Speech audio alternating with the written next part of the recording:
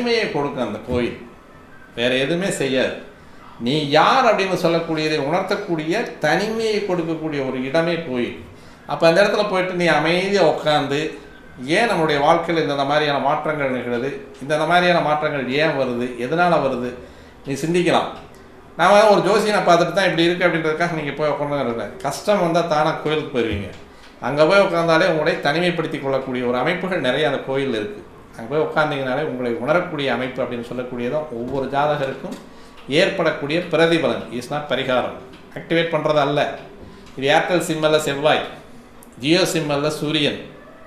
இதை விட இன்னுமே இன்னும் 5G 6G 7G வேணாலும் போகட்டும், அது ரெயின்போ கலவையாக கூட போகட்டும், அது வல்ல ராகு.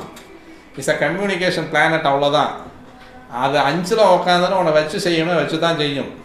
கோச்சாரத்தில் 5ஆம் இடத்துல ராகு வந்த உடனே இதெல்லாம் செய்ய, இப்படி செய்ய, அப்படி செய்ய, அப்படி செய்ய, இப்படி செய்யினாலும்